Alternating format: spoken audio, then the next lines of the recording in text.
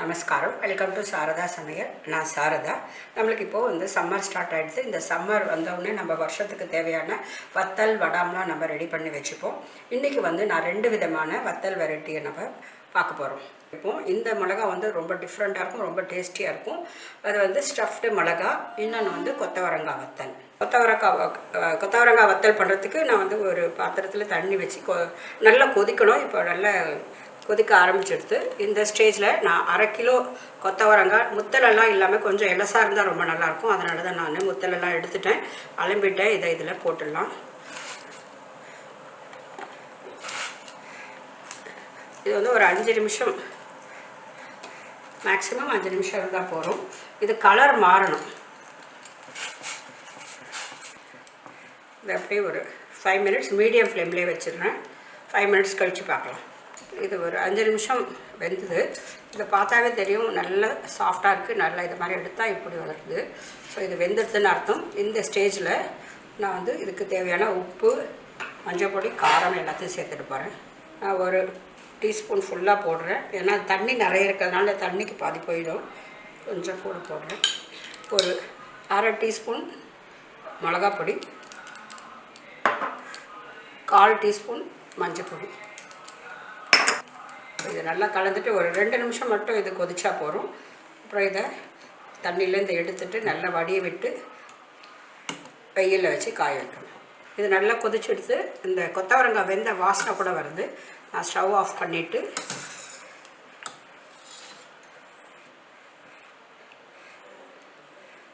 இதை வடிச்சிட்டு பாத்திரத்தில் போட்டு இதுலேயும் தண்ணி நல்லா வடியணும்.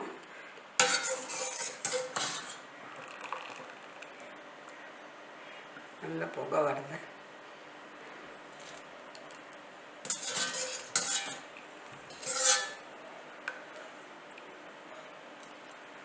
இதை கொஞ்சம் சூடாக ஆறிடுத்து. இப்போ வந்து நான் வந்து ஒரு தட்டில் போட்டு காய வைக்க போகிறேன்.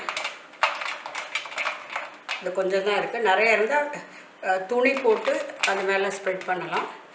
இது காயறதுக்கு மினிமம் ஒரு 2 நாள் ஆகும். நல்லா ஈவனாக ஸ்ப்ரெட் பண்ணணும்.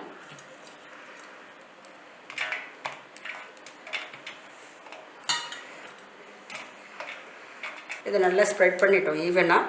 இதை கொண்டு போய் வெளியே ஒரு ஸ்டூலோ ஏதாவது தரையில் வைக்க வேண்டாம். கொஞ்சம் ஹைட்டாக வச்சா மண்ணெல்லாம் இது மேலே படாமல் இருக்கும். இதை கொண்டு போய் வெளியே வச்சுட்டு வெயில் வர இடத்துல ஒரு 2 நாள் காய வைக்கணும். காய வச்சுட்டு அதுக்கப்புறம் பார்க்கலாம். சம்மர் சீசனில் நம்ம வந்து மோர் மிளகா, வத்தல் வடாம்லாம் போடுவோம்.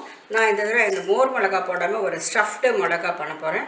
அதுக்கு வந்து நான் மிளகா ஒரு 1/4 கிலோ எடுத்துருக்கேன். அதுக்கு வந்து ஸ்டஃபிங்க்கு வந்து இது 4 முக்கியமான ஐட்டம். அதில் வந்து தனியா நிறைய எடுத்துக்கணும். வெந்தயம், சீரகம், ஓமம் இதெல்லாம் ஃபஸ்ட்டு நல்லா வாசனை வர வரைக்கும் வறுத்துக்கணும். முதல்ல வெந்தயம் சேர்த்துடலாம். ஆனால் இந்த மிளகா வந்து நம்ம மோர் மிளகா மாதிரி 1 வருஷம் வரைக்கும் நம்ம வச்சுக்கலாம். அதனால் பச்சையாக போட்டு பண்ணால் அதில் வந்து பூச்சி பிடிச்சிடும். அதுக்காக வறுத்து வச்சுக்கணும். இதை வந்து மீடியம் ஃப்ளேமில் நிதானமாக எல்லாத்தையும் வறுத்துக்கணும். கொஞ்சம் லைட்டாக கலர் மாறி இருக்குது, சூடாக கூட ஆகிருக்கு. இப்போ இந்த டைமில் நான் வந்து ஒரு அழாக்கு தனியாக எடுத்துருக்கேன். 1/4 கிலோவுக்கு ஒரு அழாக்கு தனியா நிறைய இருக்கணும். நல்ல வாசனையாக இருக்கும் தனியா வாசனை. இதை ஒரு 2 நிமிஷம் வறுத்துக்கலாம். இப்போ தனியாக கூட லைட்டாக வாசனை வர ஆரம்பிச்சிடுது. இந்த ஸ்டேஜில் நான் ஒரு சின்ன கப்பளவு சீரகம் எடுத்துருக்கேன், அதை போட்டுடுறேன். இது ஒரு 1 நிமிஷத்துக்கு வறுத்துடலாம். அதுக்கப்புறம் கடைசியில் ஓமம் சேர்க்கலாம். ஓமம் சீக்கிரமாக வறுப்பட்டுடும். இப்போ 1 நிமிஷம் எடுத்து இப்போது ஓமம் போட்டுடலாம்.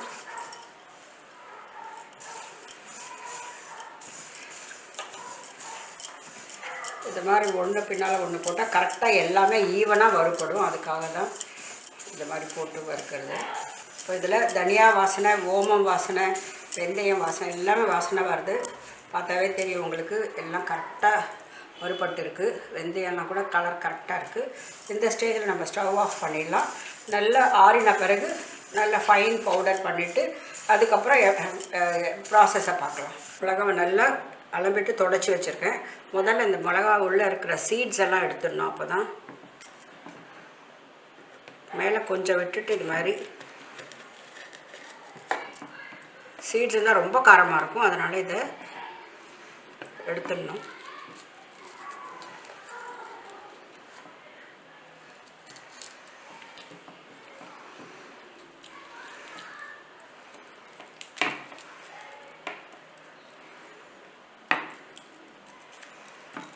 இப்படி தட்டினா சீட்ஸ் எல்லாம் வந்துடும்.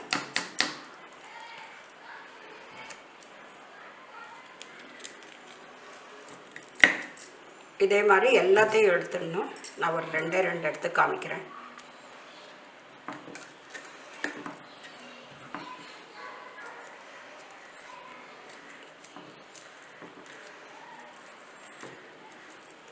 நடுவில் இது இருக்கிறத எடுத்துடணும். அப்போ தான் நிறைய ஸ்டஃபிங் வைக்க முடியும். இது ரொம்ப காரமான மிளகா.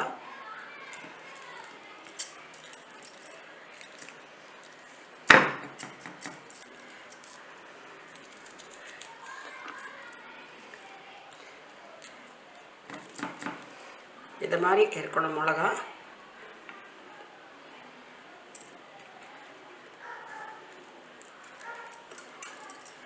இதையும் நல்லா க்ளீன் எடுத்துடலாம்.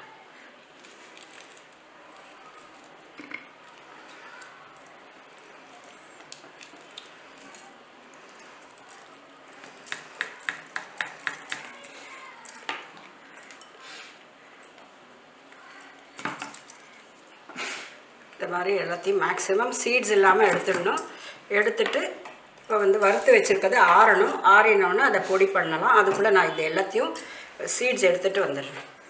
வறுத்த தனியா, சீரகம், ஓமம், வெந்தயத்தை பொடி பண்ணியாச்சு. இப்போ இதுக்கு தேவையான மீதி பொருள் எல்லாம் சேர்த்துடலாம். இதுக்கு மஞ்சப்பொடி 1 டீஸ்பூன், பெருங்காயப்பொடி 1 டீஸ்பூன், ஆம்ச்சூர் பவுடர் ஒரு 3/4 ஸ்பூன் எடுத்திருக்கேன். லெமன் ஜூஸ் கூட போட போகிறேன்.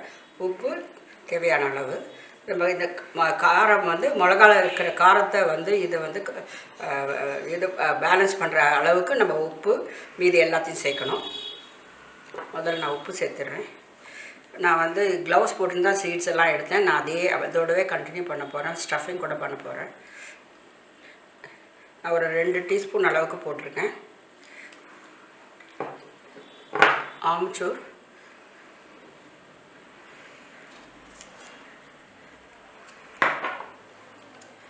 மஞ்சப்பொடி 1 டீஸ்பூன், பெருங்காயப்பொடி 1 டீஸ்பூன். முதல்ல இதை நல்லா கலந்து விட்டுடலாம். இப்போ இதெல்லாம் நல்லா மிக்ஸ் பண்ணியாச்சு. இப்போது நான் ஒரு 2 லெமன் ஜூஸ் எடுத்து வச்சுருக்கேன், அதை சேர்த்துடுறேன். இதை நல்லா கலந்துட்டு டேஸ்ட் பார்த்தோம். அதில் கொஞ்சம் உப்பு போடல, புளிப்பும் இல்லை அப்படின்னாங்க. ஸோ இதில் திருப்பி 1 டீஸ்பூன் அளவுக்கு உப்பு சேர்த்துட்டு நான் திருப்பி ஒரு 3 எலுமிச்சப்பழம் ஜூஸ் எடுத்துருக்கேன், அதையும் சேர்த்துடுறேன்.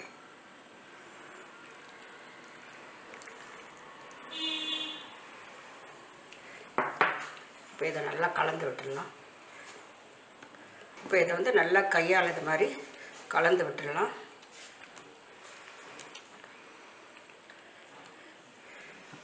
இப்போ இதில் கொஞ்சமாக தண்ணி சேர்க்கலாம்.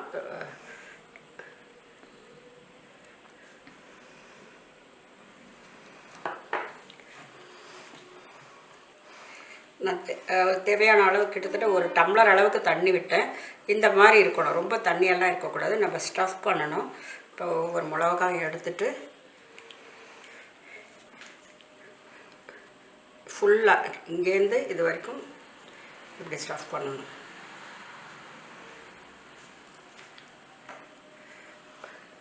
ரொம்பலாம் வேண்டாம், ஜஸ்ட் ஒரு ஸ்ப்ரெட் ஆகணும் அங்கேருந்து இது வரைக்கும். அதுக்கப்புறம் இதை நம்ம அழுத்தி விட்டுடலாம்.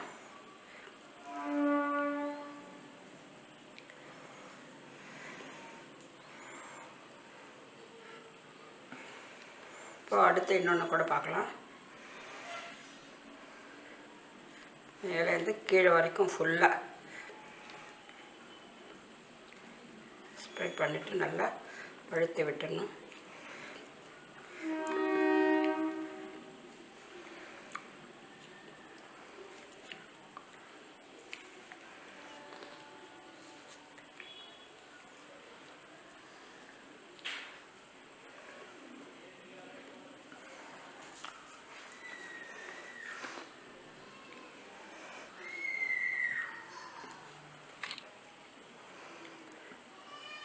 இதே மாதிரி எல்லாத்தையும் பண்ணிவிட்டு அப்புறம் பார்க்கலாம். பச்சை மிளகாவில் நம்ம தனியா, சீரகம், ஓமம், வெந்தயம் அதெல்லாம் வறுத்து பவுடர் பண்ணதோட நிறைய வந்து எலுமிச்சம்பழ ஜூஸு, உப்பு, கொஞ்சம் ஆம்ச்சூர் கூட சேர்த்து நல்லா கொஞ்சம் ரொம்ப தண்ணியாக இல்லாமல் அதை வந்து ஸ்டஃப் பண்ணி வச்சுட்டோம்.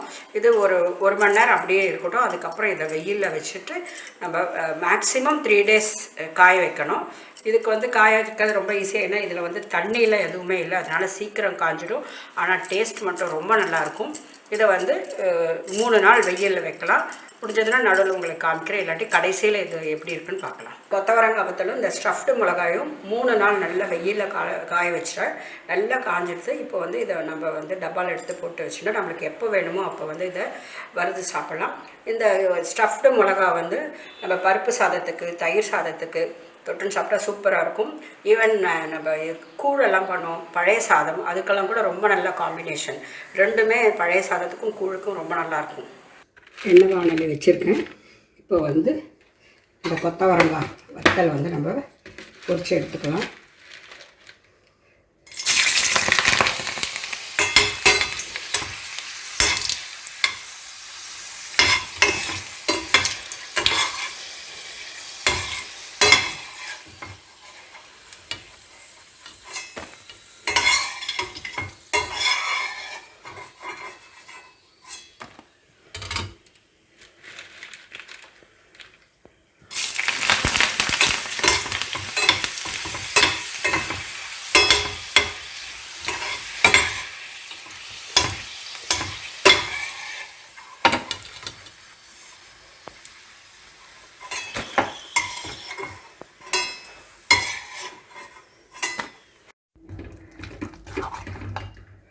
அடுத்து நம்ம இந்த ஸ்டஃப்டு மிளகா வறுத்துடலாம்.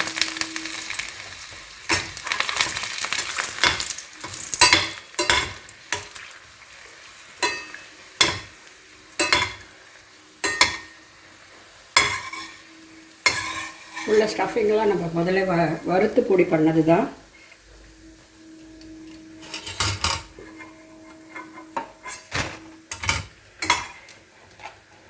நல்ல ஓமம் வாசனை நல்லா தெரியுது. இது கொஞ்சம் கருப்பான எடுத்துக்கலாம். ரொம்ப டேஸ்டியாக இருக்கும் இது.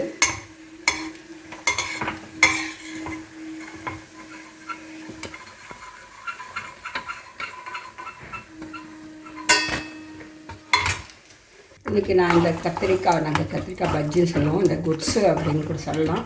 இதுக்கு வந்து அந்த கொத்தவரங்காய் வத்தல் காம்பினேஷன் ரொம்ப நல்லாயிருக்கும். பருப்பு பண்ண போகிறேன். புத்த பருப்புக்கு மிளகா காம்பினேஷன் சூப்பராக இருக்கும். ஸோ இந்த காம்பினேஷன் பண்ணுறதுனால தான் இது இன்றைக்கி அதை நான் வறுத்துருக்கேன். வாங்க அதை டிஸ்பிளேயில் பார்க்கலாம். ஸ்டஃப்டு மிளகாவும் கொத்தவரக்காயும் நான் வறுத்து வச்சுருக்கேன். இதுக்கு வந்து நம்ம காம்பினேஷன் எப்படி சாப்பிட்றோன்னா, நல்ல சூடான சாதத்தில் பருப்பு போட்டு நல்லா குழைய பருப்பு, நெய் போட்டுண்டு இந்த மிளகாவை வந்து அப்படியே கட் பண்ணி இல்லாட்டி பொடியாக பண்ணிவிட்டு அதை தொட்டுன்னு சாப்பிட்டா சூப்பராக இருக்கும். நம்ம இந்த கத்திரிக்காய் பஜ்ஜி பண்ணியிருக்கேன். அதுக்கு வந்து இந்த கொத்தவரக்காய் வத்தல் தொட்டுன்னு சாப்பிட்டா சூப்பராக இருக்கும். இதுக்கு நெய் வேணாலும் போட்டுக்கலாம், இல்லாட்டி நல்லெண்ணெய் விட்டு பிசைஞ்சு சாப்பிட்டா சூப்பராக இருக்கும். நாங்கள் இந்த மிளகாவை வறுத்து உடனே நாங்கள் டேஸ்ட் பண்ணோம். ஆக்சுவலி எங்கள் மாமியார் பண்ணுவாங்க. இது வந்து இப்படி கட் பண்ணால் நல்லா வரும். ஸ்டஃபிங் இருக்குது பாருங்கள். இதில் வந்து இந்த சாப்பிட்டா ஓமம், சீரகம் வாசனை செம்மையாக இருக்குது. நீங்கள் கட்டாயமாக இதை ட்ரை பண்ணுங்கள், சூப்பராக இருக்கும். இதையும் நம்ம வந்து தயிர் சாதத்துக்கும் தொட்டுன்னு சாப்பிட்லாம். இந்த சாதத்துக்கு வந்து ரொம்ப நல்லாயிருக்கும். இந்த ஸ்டஃப்டு மிளகா வத்தலும் கொத்தவரக்காய் வத்தலும் வீடியோ உங்களுக்கு ரொம்ப பிடிச்சிருக்கும்னு நினைக்கிறேன். பிடிச்சிருந்தால் மறக்காமல் லைக் பண்ணுங்கள், கமெண்ட் பண்ணுங்கள். இந்த வீடியோவை எல்லாருக்கும் ஷேர் பண்ணுங்கள். இன்னொரு வீடியோவில் உங்களை நான் சந்திக்கிறேன். நன்றி, வணக்கம்.